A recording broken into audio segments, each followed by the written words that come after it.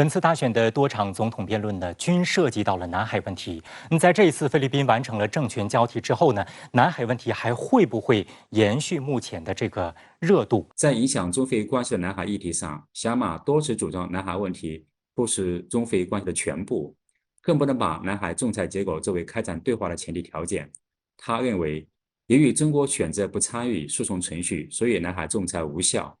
小马还表示，如果中菲因为南海问题局势升级，他不会寻求美国的帮助，而是倾向于谋求多边形式和外交手段，并坚持与中国进行双边会谈。所以我们认为小马在很大程度上会延续老杜的政治遗产和老杜对华政策。但是另一方面，我们前面谈到，他在执政初期执政基础比较薄弱，他对菲律宾军方的掌控也比较弱，而且我们也知道菲律宾军方与美国的关系较为密切，说呢，在小马执政初期这个节骨点上，中菲之间在南海问题的风险有可能会相对较高。其实我非常有把握的判断，随着大选的结束，南海问题会降温。为什么南海问题会降温呢？因为小马克思一旦上台，他面临着最大的问题就是怎么来改善菲律宾的民生，而在这方面呢，不是炒作南海问题他能得到的，要解决或者是部分解决菲律宾的民生问题，选择跟他的近邻中国合作，那是最有效的。所以呢，经贸合作可以减缓或者说降温南海争端，这点没有任何疑问，尤其是在中菲之间。我们看到最近一段时间啊，这个美国和日本就借着南海问题不断的加深和菲律宾之间的军事合作。比方说，日本和菲律宾就举办了2+2外长防长的会议，而且呢，美国跟菲律宾还举办了号称是史上最大规模的这个肩并肩联合军演。那在这个问题上，这个美国和日本他们两个到底各自什么盘算？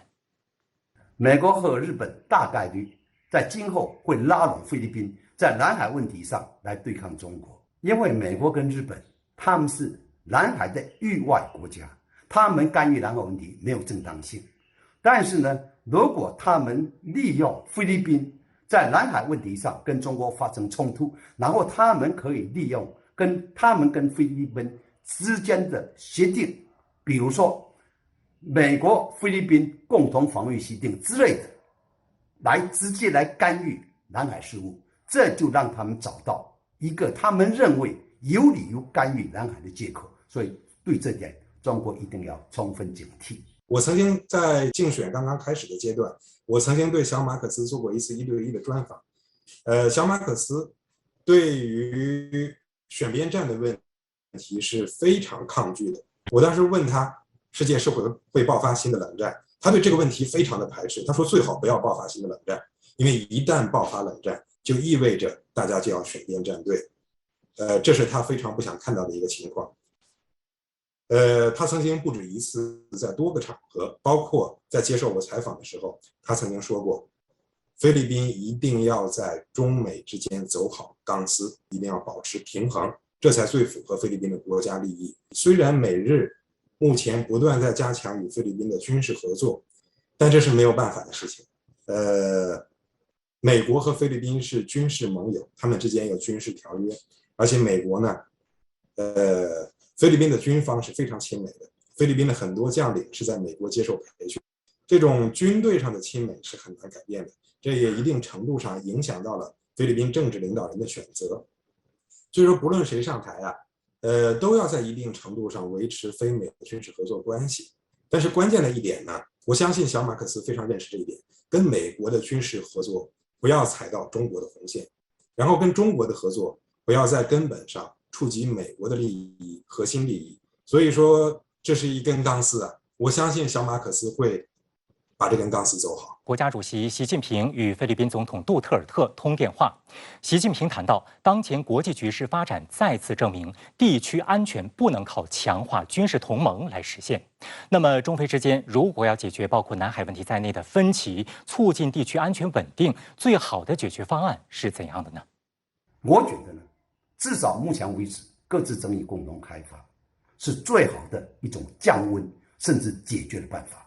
不只是中菲之间，包括中国跟所有南海相关国家的争端，都可以得到有效的缓和。但是在这个过程中，我们要非常警惕一个什么现象，就是美西方国家，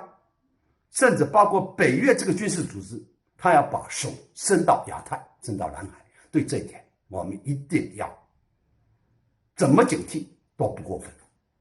我们知道，中非之间存在广阔的发展空间。在过去6年当中，中国也支持菲律宾的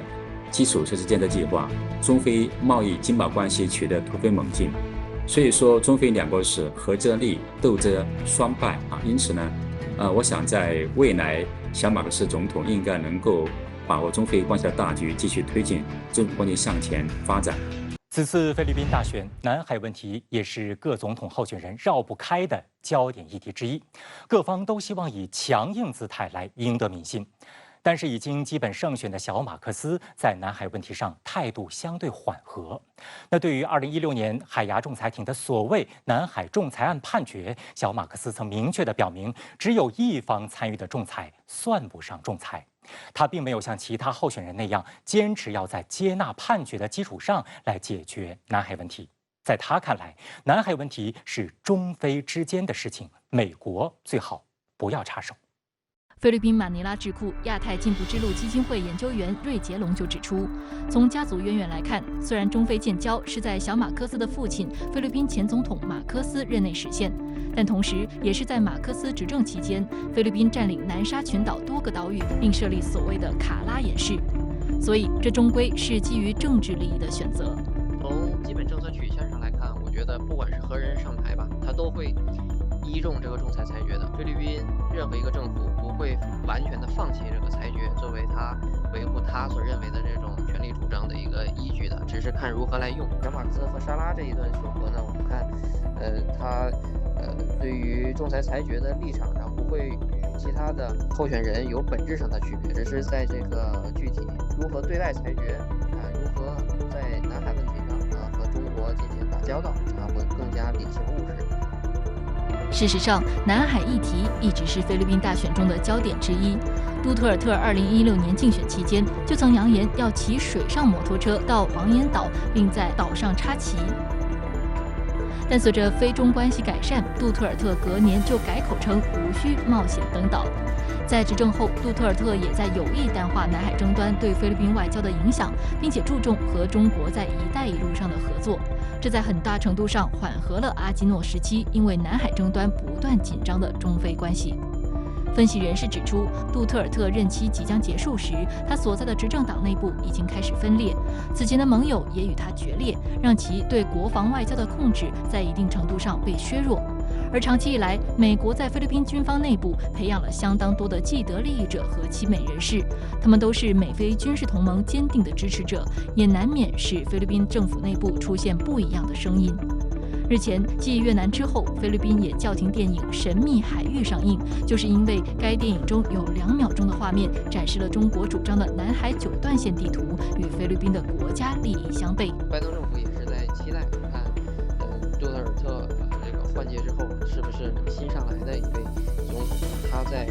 对华政策上、对美政策上能够与前任有一些的调整和变化。那么在这种情况下呢，这个菲律宾国内的政治势力呢，它也是有一种蠢蠢欲动的这种倾向在里面。实际上，在南海问题上，杜特尔特一直是保持着一个理性务实的态度。在3月一场记者会上，他就明确表示，菲律宾日后必须要遵循与中国在联合勘探活动上达成的协议，并强调称，如果我们偏离了这一点，将会出现不必要的麻烦。外界普遍认为，杜特尔特这是为下一届政府亮明红线。据了解，杜特尔特提到的协议其实指的是2018年11月中菲两国达成的关于油气开发合作的谅解备忘录。中国外交部发言人当时表示，这是中菲两国在油气勘探、开发合作方面迈出的重要一步。在此基础上，次年中菲还成立了关于油气合作的政府间联合指导委员会和企业间工作组，以推动双方联合油气开发合作的实质性进展。另另据菲律宾星报4月5号报道，在中国援非比诺多因特拉穆罗斯大桥竣工通车仪式上，杜特尔特在感谢中方援助之余，也为非军方近期炒作南海问题的言论降温，强调非中之间没有争吵，两国可以坦诚讨论问题。